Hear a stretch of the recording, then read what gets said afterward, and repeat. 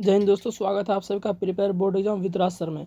दोस्तों आज के इस वीडियो में करेंगे रासायनिक अभिक्रिया समीकरण का ऑब्जेक्टिव क्वेश्चन। हमने ये पूरा चैप्टर पढ़ा दिया है, थ्योरी वाला क्लास। जिसने भी नहीं देखा है तो लिंक डिस्क्रिप्शन में है, जाके देख सकते हैं, या प्लेलिस्ट इसका बना हुआ है वहाँ से आप देख सकते हैं। ठीक है, तो बहुत ही इंपॉर्टेंट क्वेश्चन है, इस चैप्टर का जरूर देखें आप। अगर आप पूरा थ्योरी पढ़ लेंगे तो आपको ऑब्जेक्टिव क्वेश्चन करने में बहुत मजा आएगा, इसलिए एक बार थ्योरी पढ़ लीजिए। अगर आपने थ्योरी पढ़ा हुआ है कहीं से भी तो क्वेश्चन लगा सकते हैं। तो पहला क्वेश्चन हमारा कि कौन सी गैस उत्सर्जित होगी जब धातुएं जल के साथ अभिक्रिया करेगी, है ना। तो देखिएगा, कह रही कौन सी गैस उत्सर्जित होगी जब धातुएं जल के साथ अभिक्रिया करेगी। देखिएगा, तो इसका आंसर तो मैं बता देता हूँ, हाइड्रोजन होगा, लेकिन थोड़ा मैं बताता हूँ। ठीक है, धातु हम कोई सा भी ले लेते हैं। मान चलिए हम ले लेते हैं सोडियम, ले लेते हैं सोडियम ले लिए हैं। अब इसको कह रहा है कि जल के साथ अभिक्रिया, मतलब अभिक्रिया मतलब प्लस प्लस, जल के साथ। जल का सूत्र क्या होता है? H2O होता है। तो जब ये अभिक्रिया करेगी ना तो पहले तो धातु का ऑक्साइड बनेगा, है ना। तो ये बन जाएगा हमारा Na2O बन जाएगा, Na2O बन जाएगा, और आपका हाइड्रोजन गैस निकलेगा। ठीक है, तो कह रहा कौन सी गैस निकलेगी? तो आपका हाइड्रोजन गैस निकलेगी। ठीक है, चलिए नेक्स्ट क्वेश्चन देखते हैं। नेक्स्ट क्वेश्चन देखिएगा,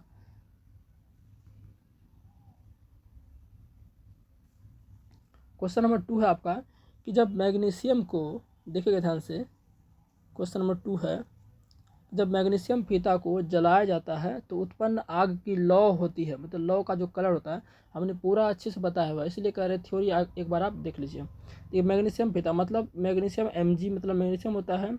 अब जलाया जाता है, तो जलाना मतलब किसी को ऑक्सीजन के सापेक्ष जलाते, सिंपल मतलब है। मतलब किसी को जला रहे हैं तो समझो इसके पास ऑक्सीजन दे रहे हैं, हवा दे रहे हैं, तो O2 दे दिया, O2 मतलब ऑक्सीजन। तो इसको जैसे जलाएंगे तो हमारा प्रोडक्ट क्या बनता है? MgO। तो बनता है MgO बनता है, और प्लस में हमारा क्या आपका MgO सिर्फ बनता है। और ये संयोजन अभिक्रिया का प्रकार, लेकिन कह रहा है कि जब इनको जब मैग्नीशियम को जब जलाते हैं ना ऑक्सीजन के सापेक्ष में, तो जो लौ उत्पन्न होता है एकदम ज्वाला निकलता है। कैसा? वो उजला निकलता है। कैसा निकलता है? चमकीला, एकदम चमकीला उजला। और बहुत खतरनाक रिएक्शन भी होता है। आपको आँख में गूगल लेंस ही लगा के वो अभी आपको अभिक्रिया ये करना है। ठीक है, तो उजला निकलता है आपका, उजाला।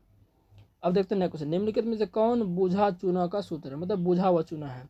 तो आपको बता दे, सिर्फ अगर चूना पूछेगा तो सिर्फ CaO हो जाएगा। ठीक है, लेकिन यहाँ कह रहा है बूझा हुआ चूना। बूझा हुआ चूना मतलब चूना बुझ गया, मतलब इसको हम जल के साथ अभिक्रिया करा दिए हैं।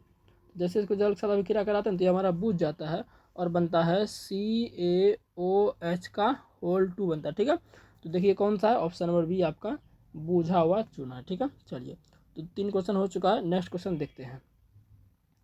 क्वेश्चन नंबर 4 आपका कह रहा है कि जब एक परखनली में, कह रहा है कि जब एक परखनली में, एक मिनट,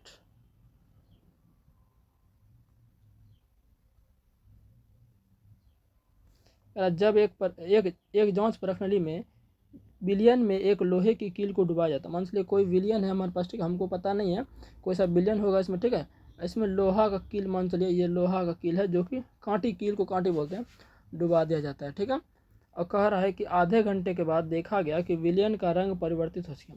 मान लीजिए इसका कोई रंग होगा, है ना, ये जो बिलियन होगा, बिलियन में कलर है, उसका कोई रंग होगा। ठीक है, आधे घंटे के बाद देखा जाता है इसका रंग जो है परिवर्तित हो जाता है, कुछ अलग कलर हो जाता है। तो ऐसा क्यों हुआ? क्योंकि दोस्तों जो आपका लोहा इसमें डाले थे, ये लोहा वाला कील वो जो बिलियन इसमें था उसका रंग में परिवर्तन कर दिया अभिक्रिया करके। तो आपको बताया है कि ऐसा किस में होता है, ये आपका CuSO4 का बिलियन लेते हैं ना, जो CuSO4 का बिलियन होता है ये आपका कैसा होता है? बिल्कुल हरा होता है।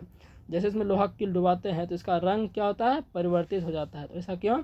क्योंकि जो लोहा है आपका इस Cu से क्या है? ज़्यादा अभिक्रियाशील है। ठीक है, समझ गया। चलो, तो इसका आंसर हो जाएगा option number b. Next question देख सकते हैं।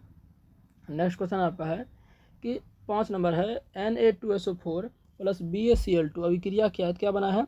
BaSO4 बना है प्लस NaCl बना है। ठीक है, समझिएगा। कह रहा है कि कौन सी अभिक्रिया है? सिंपल इसका है। तो देखिएगा, आपको पता है, यहाँ देखिए Na, यहाँ क्या किया? Na देखिए Cl से अभिक्रिया कर लिया। ठीक है, क्योंकि Na क्या होता है? प्लस होता है, और Cl माइनस तो हमेशा प्लस वाला, जो भी प्लस वाला वो हमेशा माइनस वाला के पास जाना चाहेगा, है ना। इसीलिए Na यहाँ पर प्लस था और Cl के साथ ये जाके जुट गया। और यहाँ देखिए ये Ba जो था इसमें ये प्लस था और इसमें SO4 माइनस था, तो ये भी प्लस प्लस माइनस जाएगा यहाँ। तो देखिए 2 बार ये चीज़ हुआ, एक बार NaCl के साथ मिला और एक बार BaSO4 के साथ मिला, मतलब 2 बार आयन का आदान प्रदान हुआ। तो जिसमें आयन का आदान प्रदान होता है वो क्या होता है? आपका द्वितीय विस्थापन अभिक्रिया। तो इसका आंसर क्या हो जाएगा? ऑप्शन नंबर सी हो जाएगा। ठीक है, चलिए नेक्स्ट क्वेश्चन देखिए। नेक्स्ट क्वेश्चन आपका है, क्वेश्चन नंबर 6 है कि साग सब्जियों का विघटित होकर कंपोस्ट बनना किस प्रकार को धारण है। तो सिंपल है, साग सब्जी जब विघटित मतलब क्या होता है कि उसका सर गल जाना, तो उससे क्या होता है थोड़ा हमको उष्मा मिलता है, तो ये क्या हो जाएगा ऊष्माक्षेपीय अभिकरण की एनर्जी मिलता है उससे, ठीक है। ऊष्माक्षेपीय अभिकरण इसका आंसर हो जाएगा, ठीक है। चलिए नेक्स्ट क्वेश्चन है, उपचयन वह प्रक्रिया है जिसमें, देखिएगा ध्यान से क्वेश्चन को, कह रहा उपचयन, उपचयन का मतलब क्या था, उपचयन को कभी कभी हम ऑक्सीकरण भी बोल देते हैं ना, तो आपको ऑक्सीकरण बोले या उपचयन बोले बात एक ही है ना, तो इसमें घबराना नहीं है, दोनों एक ही चीज़ है, ठीक है। उपचयन ऑक्सीकरण एक ही है। तो कह रहा वह प्रक्रिया जिसमें ऑक्सीजन का योग होता है या हाइड्रोजन का वियोग होता है या इलेक्ट्रॉन का त्याग होता है, इनमें से सभी। तो मैं बता दूं इनमें से सभी जो है वो क्या ऑक्सीकरण का गुण है। ऑक्सीकरण में क्या होता है आपका हाइड्रोजन का तो वियोग, वियोग मतलब नाश होना है ना, ह्रास होना, योग मतलब जुटना, और इलेक्ट्रॉन का त्याग ये भी आपका, ये तीनों चीज़ होता है आपका उपचयन में। तो इसका आंसर क्या होगा ऑप्शन नंबर डी सभी, ठीक है। नेक्स्ट क्वेश्चन देखते हैं। नेक्स्ट क्वेश्चन है कि जब सोडियम हाइड्रोक्साइड को, देखिए ध्यान से, कह रहा है जब सोडियम हाइड्रोक्साइड को जिंक से अभिक्रिया कराते हैं, जिंक से अभिक्रिया कराते हैं तो क्या बनता है, उत्पाद में क्या बनता है। तो देखिए करते हैं, सोडियम हाइड्रोक्साइड मतलब NaOH का मतलब क्या हुआ सोडियम हाइड्रोक्साइड, और उनको हम जिंक से अभिक्रिया कराते हैं। तो मैं बता रहा था कि जब धातुएं है ना क्षार के साथ अभिक्रिया करती हैं तो क्या बनाती है, हाइड्रोजन गैस बनाती है, और धातु के ऑक्साइड भी बनाते हैं ना। तो देखिएगा, तो इधर आपका फिर धातु ऑक्साइड लवण बनाती है, तो ये आपका Zn जो है ये भी पॉजिटिव होता है और Na है ये भी पॉजिटिव होता है।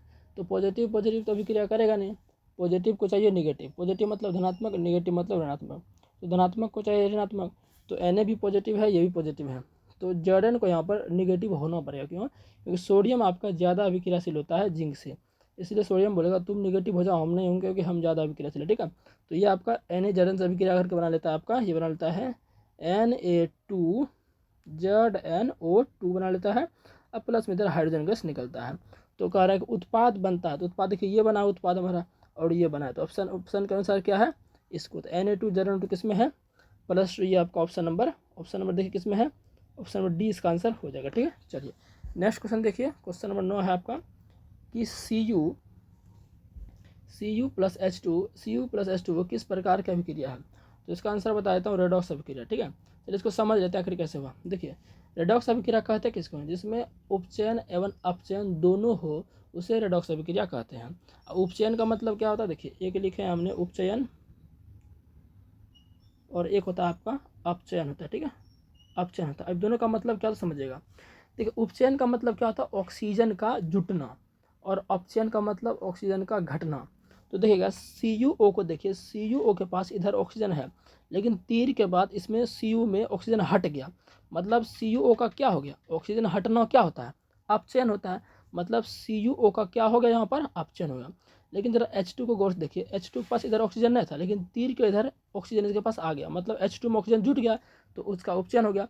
देखिए इसका अपचयन हुआ, इसका उपचयन हुआ, तो जिसमें अपचयन उपचयन दोनों हो उसे हम क्या बोलते हैं, रेडॉक्स अभिक्रिया, ठीक है। चलिए तो ये भी समझ में आ गया होगा। नेक्स्ट क्वेश्चन देखते हैं, क्वेश्चन नंबर 10 है, देखिएगा ध्यान से, थोड़ा सा लंबा है तो समझाऊंगा आपको अच्छे से। अगर नीचे दी गई अभिक्रिया में कौन सा कथन सही है, तो कॉपर का ऑक्सीकरण हुआ है या कॉपर का अवकरण हुआ या कॉपर का नाइट्रेशन हुआ या A और B दोनों, ठीक है। तो इसका आंसर तो खैर लिख दिए पहले, कॉपर का ऑक्सीकरण हुआ। समझ लेते कैसे ऑक्सीकरण, अभी तुरंत बताए थे ऑक्सीकरण को हम क्या बोलते हैं, इसका नाम है उपचयन होता है ना, उपचयन है। तो उपचयन अभी तुरंत बताया ना, उपचयन मतलब जिसमें ऑक्सीकरण जुड़ता है उसे ऑक्सीजन क्या बोलते हैं, उपचयन कहते हैं। तो देखिए जरा CuO में इधर ऑक्सीजन जुटा नहीं था, सिर्फ प्लस में है तो इसके साथ में नहीं है ना, लेकिन इधर देखिए अभिक्रिया के बाद क्या हुआ, इसके Cu के साथ ऑक्सीजन चिपक गया, तो ऑक्सीजन चिपक गया मतलब कॉपर का क्या हो गया, ऑक्सीकरण हो गया। तो ऑप्शन ए नंबर आपका सही हो जाएगा, ठीक है, ज़्यादा कुछ में है नहीं।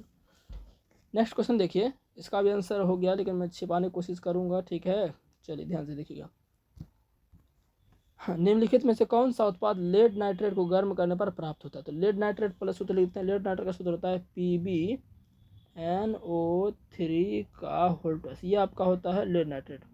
Pb का मतलब लेड होता है, NO3 का मतलब नाइट्रेट, तो लेड नाइट्रेट हो गया। इसको जब गर्म करें, गर्म मतलब ये हीट, इसको बोलते हैं गर्म करना। इसको जब गर्म करते हैं तो हमारे पास क्या बनता है, पहले तो लेड ऑक्साइड बनता है ना, प्लस में आपका NO2 भी बनता है और प्लस में O2 भी बनता है ना। तो देखिए NO2 प्लस O2, तो इसका आंसर क्या हो जाएगा, ऑप्शन नंबर डी आपका हो जाएगा, ठीक है। चलिए नेक्स्ट क्वेश्चन देखते हैं, क्वेश्चन नंबर 12 है आपका, देखिए ध्यान से, थोड़ा सा आपको ऑप्शन नहीं दिखा होगा तो मैं बताने की कोशिश करूँगा। लाल तप्त आयरन, लाल तप्त आयरन का मतलब क्या होता है? लोहा होता है। तो लाल तप्त आयरन का मतलब हो गया कि जो आपका देखते होंगे लोहार वगैरह जो पीटता है, जो हथियार सब पीटते हैं तो एकदम पूरा लाल कर देते हैं पीटते पीटते से। कचिया पीटता है ना, घास काटने वाला जो ग्रास होता है, ग्रास काटने वाला होता है, उसको भी पीटते हैं तो पूरा लाल कर देता है। तो लोहा है वो, उसी को बोलते हैं लाल तप्त लोहा। तो इस पर जलवाष्प, जलवाष्प का मतलब क्या होता है? पानी का जो गर्म भाप होता है उसको प्रवाहित करते हैं। मतलब लाल तप्त सीधा बोलेंगे लोहा Fe, और जलवाष्प मतलब H2O। इनको जब क्रिया कराते हैं तो आपका क्या बनता है? Fe3O4 बनता है। ठीक है, तो देखिए ऑप्शन में क्या है? सी नंबर आपका आंसर हो जाएगा। ठीक है, चलिए नेक्स्ट क्वेश्चन देख लेते हैं, और लास्ट में आप अपना स्कोर जरूर बताइएगा कि आपने कितना क्वेश्चन सही किया है टोटल। ठीक है, ताकि आपको भी पता चले कि आपका तैयारी कैसा है और हमें भी पता चले। ठीक है, चलिए नेक्स्ट क्वेश्चन देखिएगा। नेक्स्ट क्वेश्चन है आपका कि सिल्वर क्लोराइड का रंग क्या है? तो ये तो उजला है, इसका सिंपल है, श्वेत मतलब उजला है, तो कुछ है नहीं इसमें। फेरस सल्फेट क्रिस्टल का रंग होता है, सब याद रखने वाली चीज़ है, इसका क्या होता है? हरा होता है। ठीक है, चलिए इसमें ज़्यादा कुछ है नहीं। नेक्स्ट क्वेश्चन देखते हैं। नेक्स्ट कह रहा है कि नाइट्रोजन डाइऑक्साइड के धुएं का रंग क्या होता है? तो ये आपका भूरा होता है। क्या होता है? भूरा होता है। जब लेड नाइट्रेट को गर्म किए थे ना, PbNO3 को गर्म किए थे, तो आपका ये गर्म ऐसे किए थे तो ये आपका क्या बना था? PbO बना था, प्लस में NO2 बना था। तो ये आपका कैसा बना था? जो धुआं कलर था भूरा कलर था ना। तो ऑप्शन नंबर ये आपका सही आंसर हो जाएगा। नेक्स्ट क्वेश्चन देखते हैं कि श्वसन किस प्रकार की अभिक्रिया है? तो दोस्तों जिसमें ऊर्जा निकलता है ना उसको हम ऊष्मक्षेपीय अभिक्रिया बोलते हैं।